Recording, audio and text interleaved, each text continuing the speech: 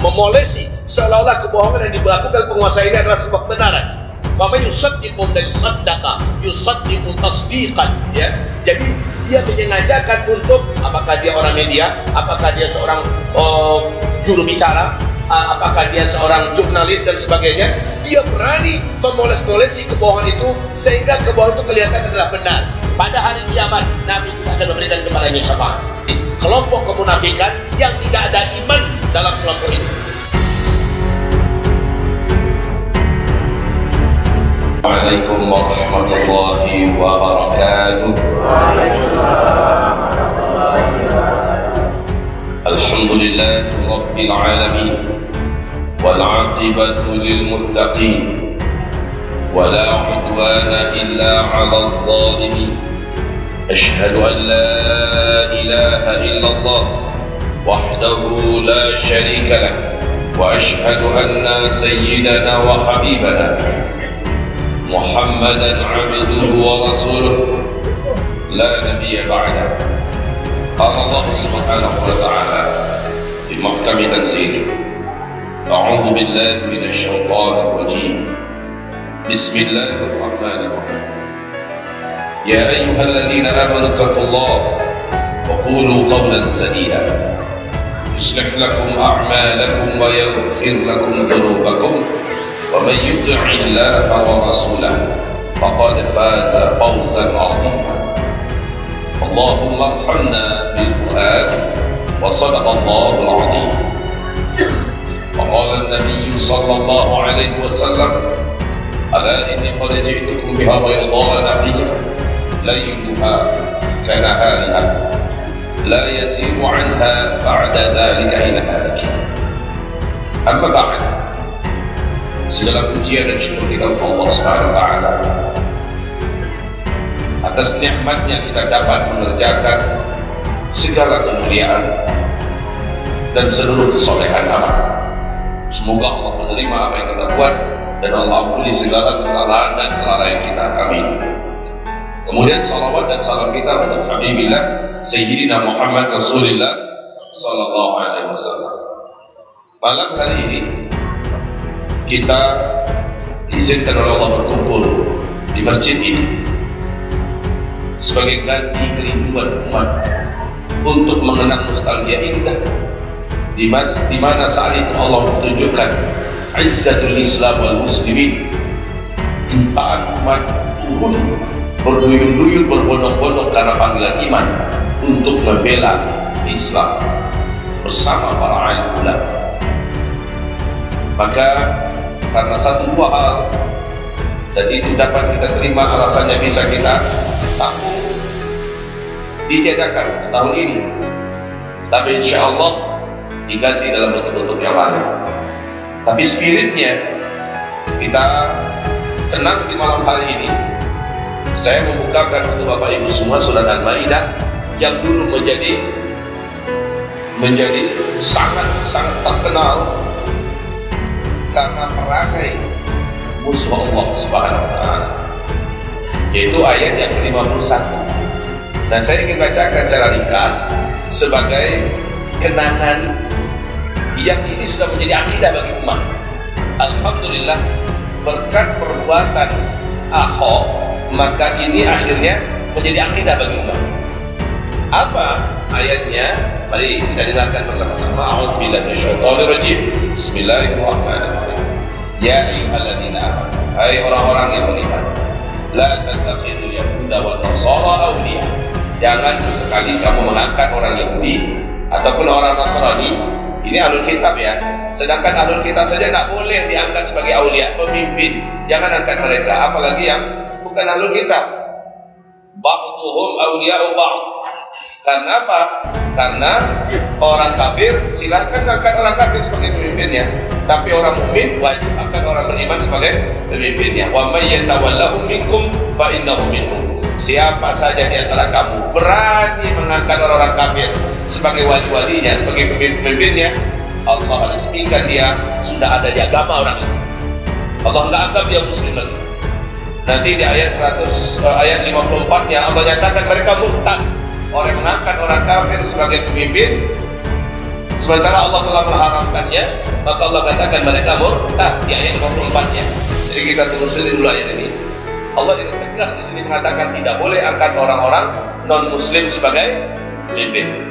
Ini ayat dilecehkan oleh Ahok. Alhamdulillah direspon oleh ulama, disambut oleh umat, dan mereka pun datang turun hampir penuh di DKI Jakarta ini. Masya Allah. Dan ini sesuatu mukjizat Al-Quran.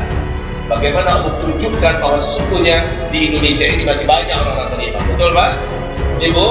Dari Bukit Tinggi tak karuan tak berapa banyak yang berangkat ke sana. Allahu Akbar saja bisa kita ucapkan. Bapak Ibu, selanjutnya lalu Allah SWT berfirman, Innallaha la yahdil qaumadh dhalimin.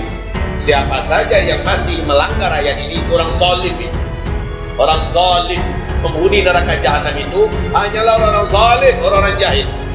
Itu ayat 51 ya. Ayat 52 sengaja saya percepat karena kita memorize saja. Ini sekedar untuk menyegarkan ingatan kita kembali. Ayat 52. Di ayat 52 Allah berfirman, "Fataral ladzina fi qulubihim marad yusari'una fihim yaquluna nakhsha an tusibana da'irah." Engkau akan lihat orang-orang yang dalam hatinya ada penyakit. Jangankan orang munafik. Orang munafik ini sudah di atas level orang-orang yang dalam hatinya ada penyakit. Orang-orang yang di dalam hatinya ada penyakit, apalagi orang munafik ya, yusari'una fihim, sangat cepat mereka itu ingin mengangkat non-muslim sebagai atasannya, sebagai pimpinannya. Cuma orang munafik dan orang yang dalam hatinya ada penyakit yang suka mengangkat non-muslim sebagai pemimpinnya. Alasan mereka apa? Ini alasannya Allah sebutkan dalam Al-Quran. Wa yaquluna nakhsha an tusibana da'irah. Kalau kami nggak pilih mereka, bahaya untuk kami. Bahaya bagi bisnisku, bahaya bagi pekerjaanku, bahaya bagi masa depanku, bahaya bagi karirku, bahaya bagi popularitasku, dan sebagainya. Dan kita di Indonesia juga akan terancam kalau kita tidak angkat mereka. Ini adalah orang penyakit dalam hatinya bersarang yang berani berkata begitu. Terus, nakhsha tusibana dairah fa'asallahu wa ya'tiya bil hasbi aw amrin min 'indih fa yusbihu 'ala ma asarru fi anfusihim nadimin. Allah sebutkan di sini, Allah jamin dua hal akan terjadi.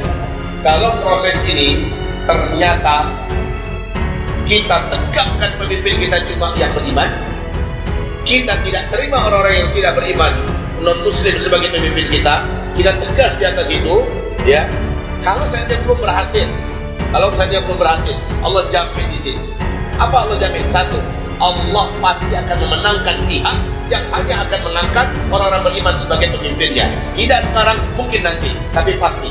Atau Allah akan tunjukkan sesuatu perkara besar akan terjadi dan itu menguntungkan bagi orang-orang beriman. Sementara orang yang dalam hatinya ada penyakit, orang-orang munafik nyesal mereka.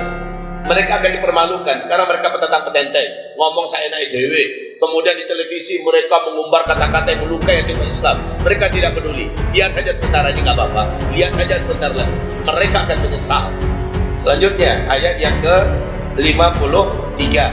Wa yaqulu alladziina aamanu ahaula'i alladziina aqsamu billahi jahda aymanihim innahum lama'akum habitat a'maluhum fa asbahu khasirin. Allah sebutkan di sini. Orang-orang beriman akhirnya mengetahui belang orang-orang munafik ini. Sekarang Pak, sejak kejadian 411, 212 dan seterusnya itu, sekarang sudah terbelah antara orang beriman dengan orang munafik. Orang yang dulu kelihatan beriman, oh dia pimpinan ormas ini, dia adalah tokoh cendekiawan muslim ini, profesor, doktor dan sebagainya, kebuka belangnya sekarang. Ketahuan, ternyata dia adalah orang-orang munafik. Oh, ini yang kalian angkat sebagai guru besar. Kayak gini tuh kualitas orangnya, bersumpah-sumpah dengan nama Allah, ternyata dia penjilat nomor 1. Sementara dia adalah pembunuh harta dan menjilat pantat penguasa. Ini yang kalian agung-agungkan itu. Oh, ini ayatnya. Ya, ini ayatnya di mana akhirnya orang beriman mampu mengetahui dengan kehendak Allah bahwa ini dia ulama-ulama yang benar dan inilah ulama-ulama usuk. Inilah pejuang-pejuang yang istiqomah dan inilah orang-orang yang plan, yang kiblatnya adalah fulus. Siapa yang bisa kasih duit, siapa yang bisa berikan dia jabatan kekuasaan, siapa yang bisa memberikan popularitas dan memberikan panggung untuk bisa tampil di tengah publik, maka dia akan berkiblat ke sana. Oh, ini dia ketahuan belangnya. Sekarang kita sudah tahu. Saya nggak usah sebutkan nama-nama, nanti kena delik kita. Ya, kita sudah tahu siapa-siapa orang yang tampil di panggung, yang dulu gayanya sebagai kiai besar, ulama besar, tapi sekarang ketahuan di mana mereka berada. Selalu mereka berada di pihak yang disebutkan oleh Allah ini, di mana Allah suruh kita berlepas diri daripada mereka. Itu ayat 53, ayat 54. Coba perhatikan. Ya ayyuhalladzina amanu, hai orang-orang yang beriman, may yartadda minkum an dini. Siapa saja, yartadda itu fi'il mudhari'. Fi'il mudhari' itu yufidul an, yufidul hadir wal mustaqbal. Fungsi fi'il mudhari' itu adalah kata kerja untuk sekarang dan untuk yang akan datang. Siapa yang sekarang sedang murtad dan nanti bisa jadi dia akan murtad karena dianggap berpihak kepada non-muslim untuk menyakiti Islam dan kaum muslimin, murtad orang ini. 10 pembatal syahadat, Pak.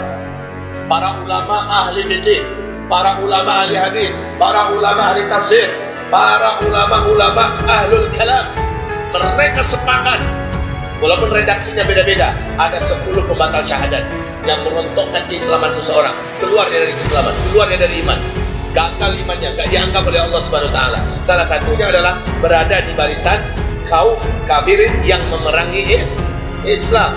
Contoh pada hari ini, siapa yang berpihak dengan Netanyahu, siapa yang membela Netanyahu, membela Israel untuk menyakiti kaum muslimin, seperti yang dibuat oleh UAE sekarang ini, seperti yang dibuat oleh Mesir sekarang ini, seperti yang dibuat oleh Sudan pada hari ini. Na'udzubillah, ini jelas-jelas mereka berpihak dan menampakkan loyalitas ke sana, padahal Allah jelas-jelas mengharamkan. Ternyata mereka berpihak ke situ.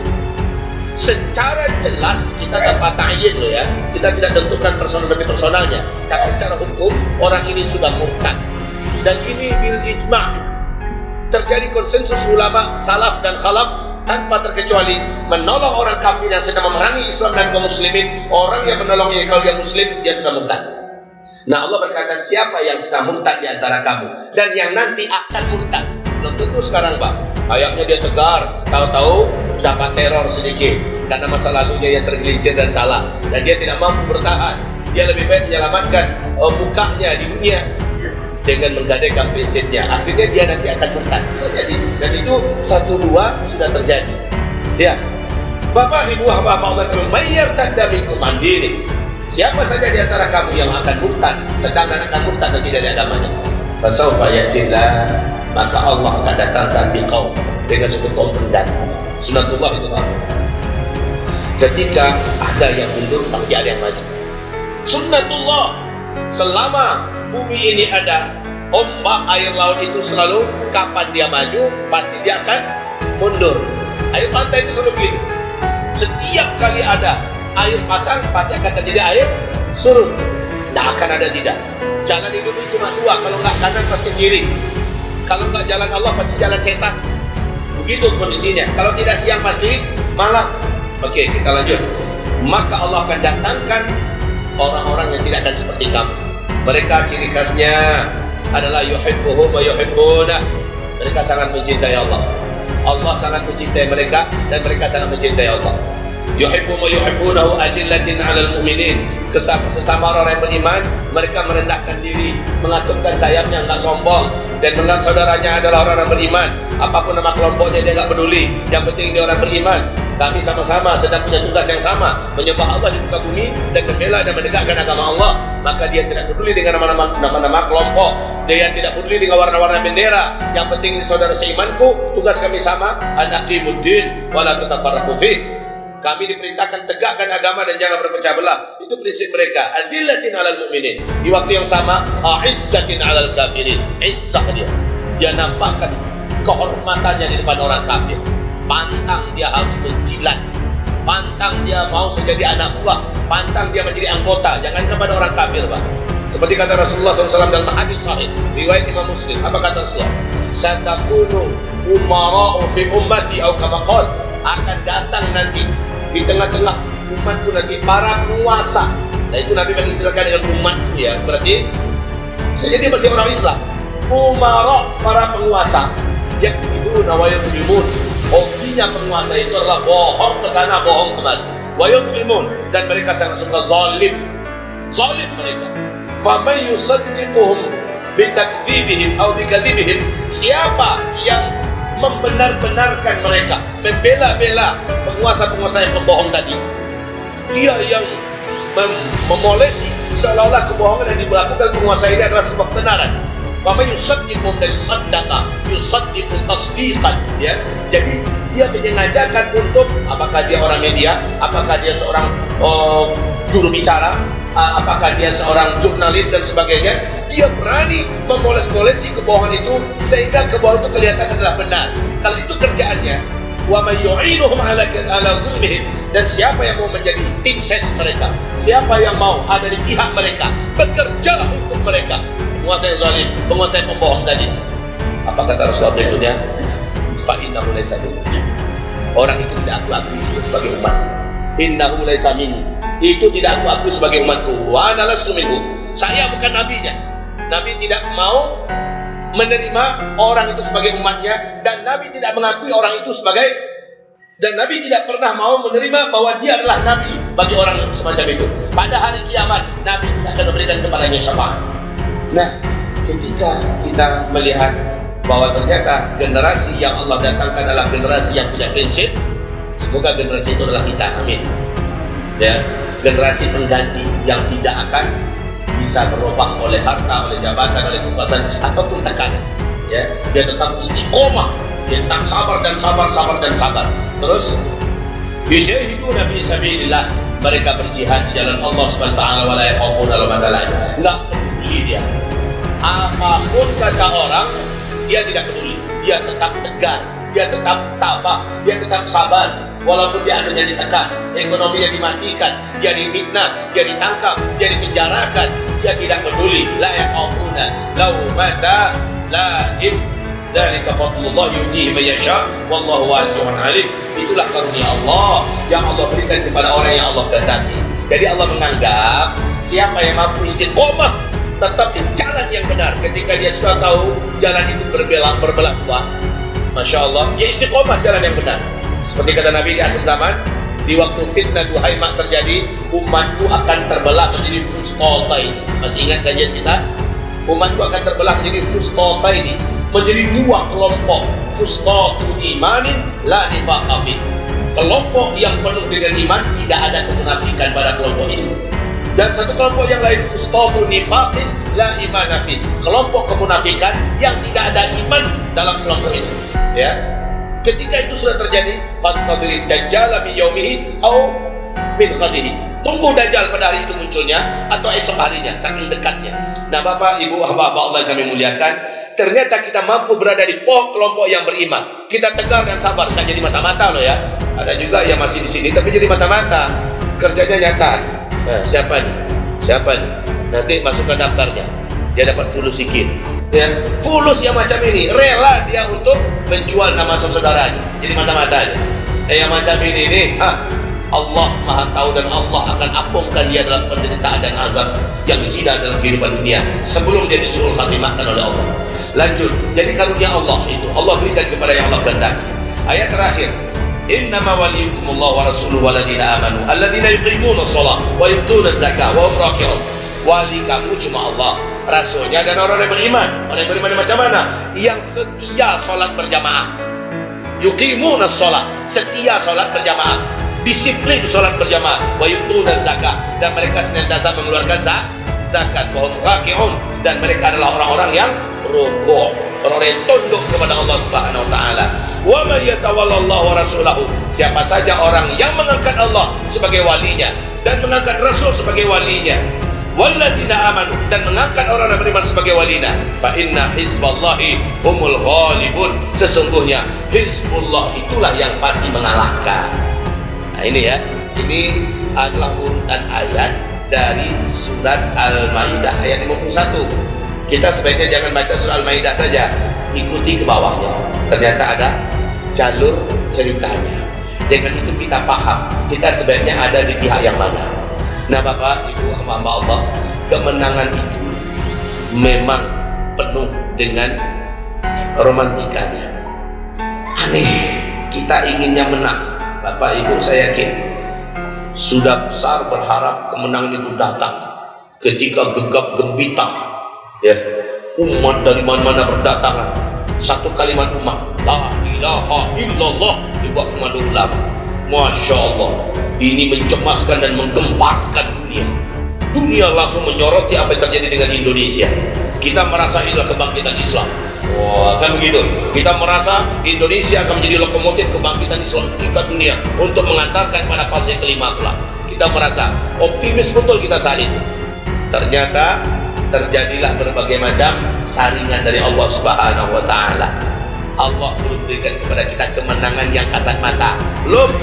Tetapi sebenarnya kita sedang diuji oleh Allah menuju kemenangan yang hakiki, yaitu kemenangan iman, kemenangan dakwah. Ternyata iman tidak bisa dibendung, dakwah tidak bisa dipadamkan, walaupun upaya mereka mencurahkan segala energi mereka, seperti Firaun yang ingin mematikan dakwah Nabi Musa. Makin jadi Firaun, makin kalut Firaun untuk mematikan Nabi Musa. Mati gak dakwah Nabi Musa?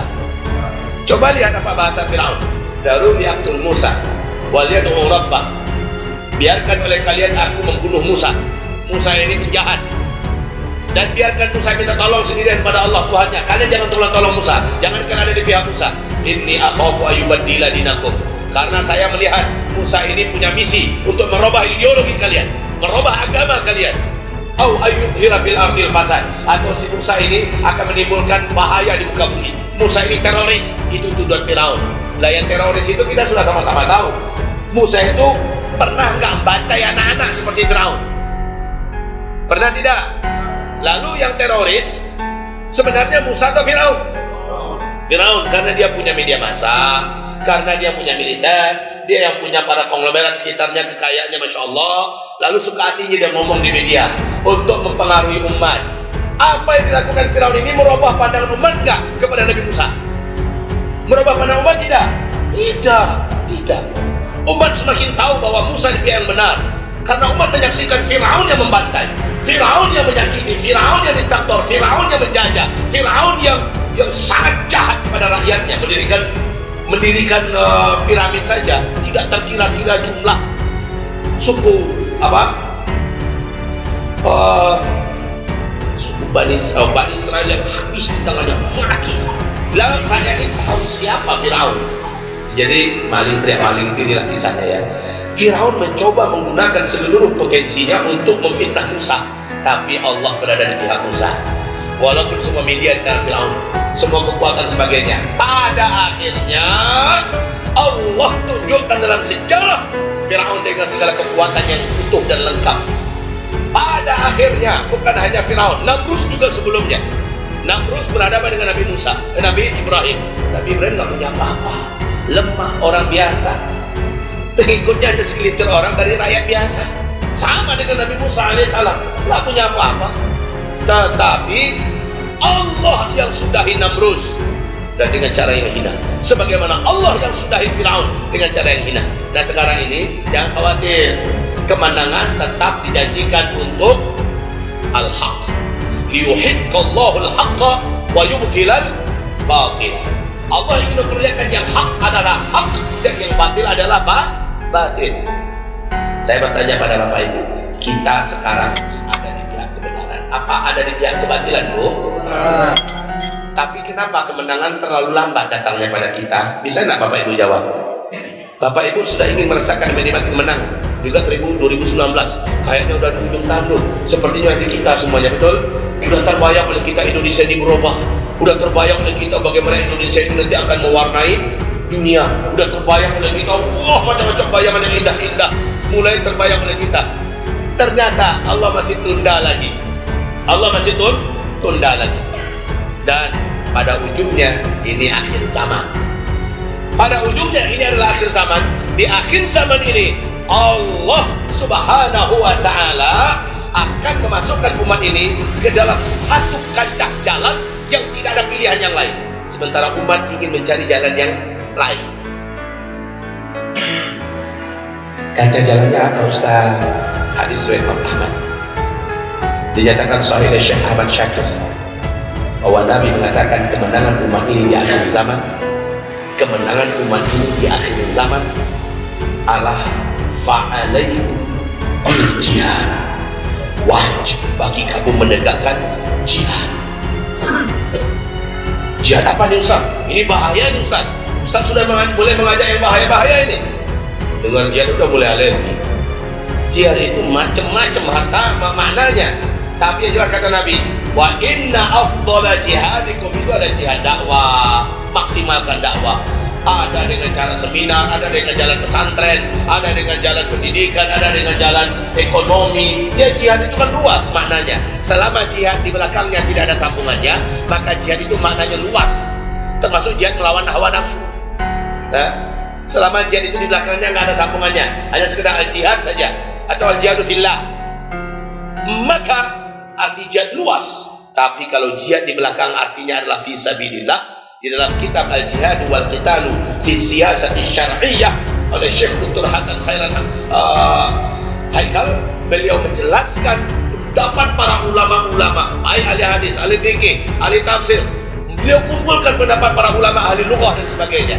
Kalau jihad di belakangnya sudah fi sabilillah, maknanya cuma satu: angkat senjata, berperang untuk meninggikan kalimat Allah melawan orang-orang kafir yang memerangi Islam, antara dia membunuh atau dia dibunuh. Tapi dalam hadis Nabi yang saya baca tadi, al-jihadnya tidak fisabilillah di belakangnya.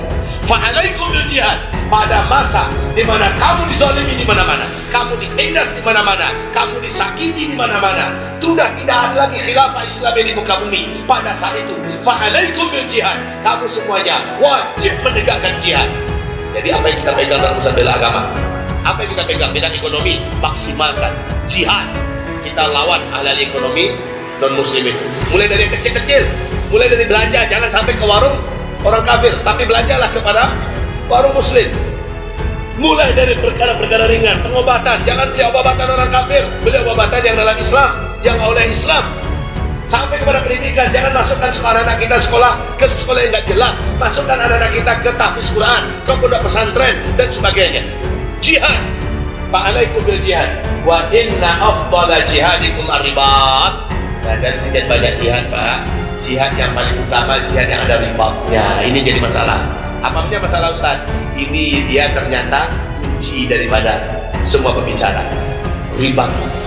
Ribat itu begadang malam, bertanggang menunggu perbatasan antara negeri muslim yang sedang atau daerah kawasan muslim yang bertemu dengan kawasan kafir.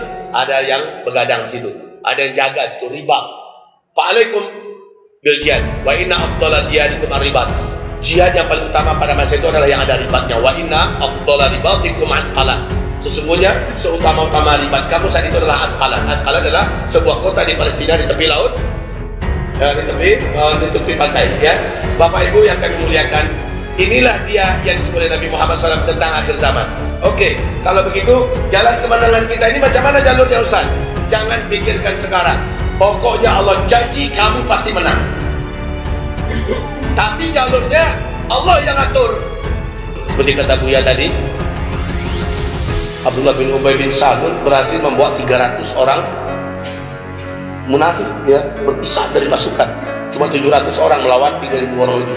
Kaum muslimin yang kami muliakan, ini nggak ada orang munafik di dalamnya, full beriman. Ternyata ini mampu mengalahkan jumlah pasukan yang besar tanpa rencananya. Paling penting, kita tidak tahu dan kita juga tidak menginginkan, dan kita malah berdoa jangan sampai ada perang saudara di Indonesia. Amin. Saya demi Allah, di mana-mana ceramah saya sampaikan, kalau seandainya lari dari perang itu dibolehkan, maka ketika ada perang di Indonesia, saya bawa keluarga saya sembunyi dalam hutan, karena saya benci dengan perang, saya takut dengan perang, dan saya tidak suka dengan perang. Bapak suka perang, Pak? Hah? Ada yang suka perang nggak di sini? Bu, Ibu suka perang, Bu? Kalau dia suka perang, kita sama-sama bawa dia ke rumah sakit jiwa. Nggak normal itu, ya. Nah, karena ini bukan jalan yang kita inginkan. Tapi kalau Allah menginginkan jalannya, maka berarti Allah yang akan menyelesaikannya. Yang penting wajib percaya kepada Allah, tegar dan sabarlah. Kita sekali lagi tidak tahu ke depan itu macam apa Indonesia ini. Seperti apa Allah mengarahkan perjuangan kita. Fiqh kita dengan pertolongan Allah Subhanahu wa taala, dan kita sami'na wa ata'na dengan para alim ulama yang ada dalam fiqh ini. Allah Subhanahu wa taala akan berikan kemenangan kepada kita dengan apapun cara. Allah yang Maha tahu caranya. Yang wajib bagi kita adalah jangan mundur, jangan tengkurap, jangan pura-pura pingsan, jatuh kena tempeleng, bangkit lagi. ma wada'a hadhil ummah illa latamat sulatmah. Tidak satupun umat kena fitnah dua hema itu, melainkan dia akan bangkit. Kena tampar, bukan kau tampar pipi kananku, aku beri kepadamu pipi kiriku. Udah dalam Islam nggak kayak gitu. Coba kau tampar pipi kanan, gampar pipi kiri kau. Asinnu bisin, gigi dengan gigi, mata dengan mata, pukul balas dengan pukul. Itu kalau mampu, Pak. Kalau enggak ya kayak di Mekah dulu lah, sabar. Jadi jangan kalau sekarang ini Bapak ada yang minta perang, saya menyatakan kami berlepas diri dari orang-orang yang minta perang. Bukan itu solusinya. Solusinya dari Allah, aqimus shalah wa atuz zakah.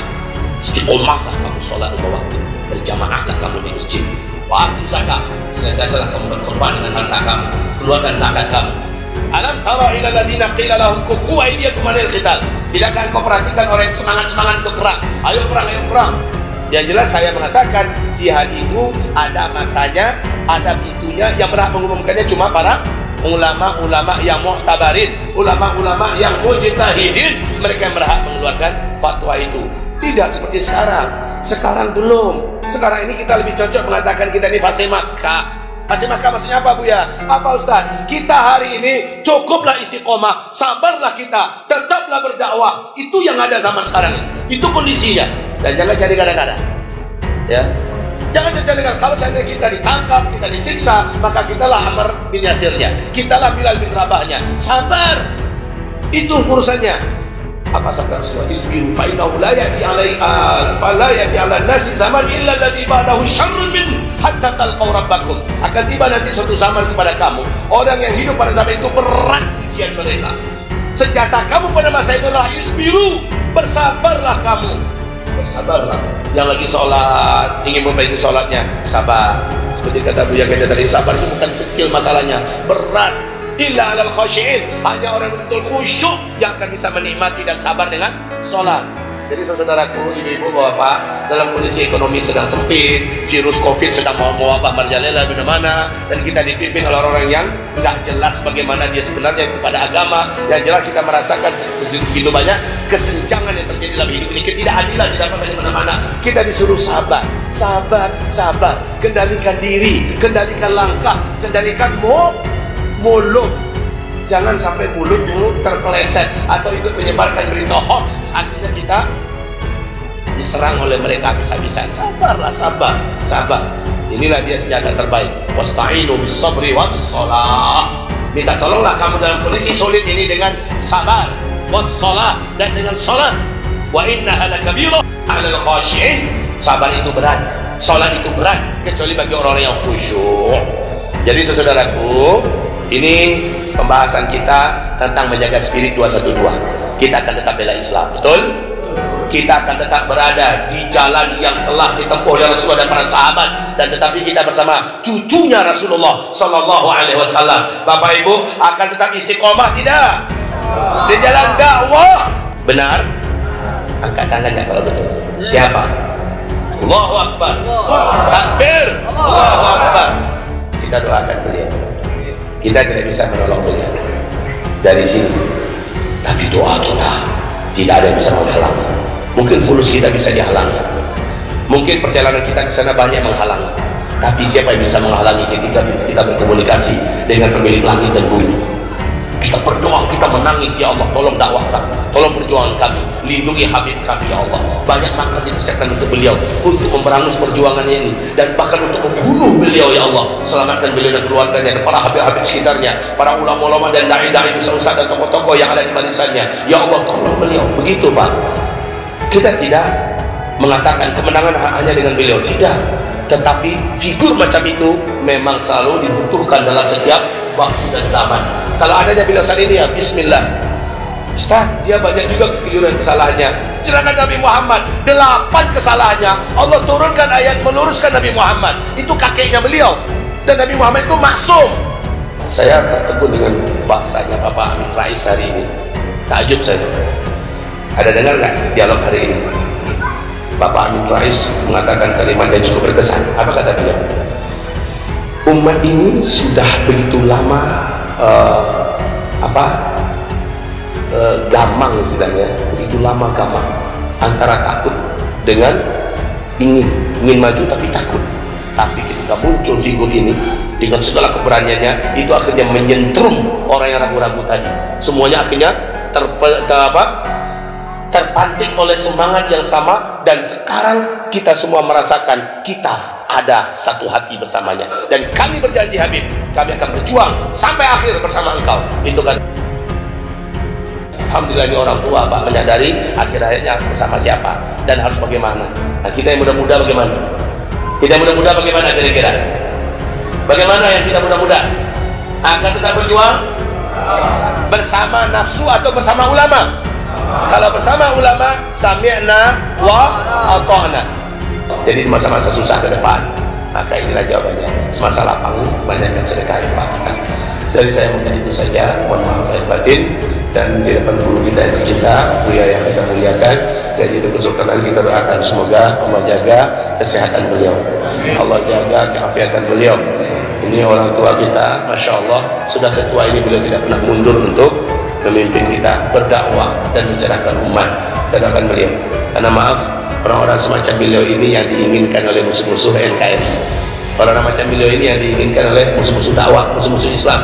Ya, jadi para pemuda dimanapun berjumpa dengan ulama-ulama kita seperti beliau, wajib pasang badan sekitarnya, wajib. Baik, semoga barokah apa yang kami sampaikan, dan minta maaf atas seluruh kesalahan. Jazakumullah khairan katsira, hayakumullah seluruh jemaah. Kami berdoa semoga Allah istiqomahkan Bapak Ibu seluruhnya ya. Allah junjukkan Bapak Ibu seluruhnya tetap merapikan masjid mana saja berada. Sekali lagi ingat, jangan mau dipecah belah. Nah, semoga bermanfaat. Jazakumullah khairan katsira. Subhanakallahumma wa bihamdika, asyhadu an la ilaha illa anta, astaghfiruka wa atubu ilaik. Assalamualaikum.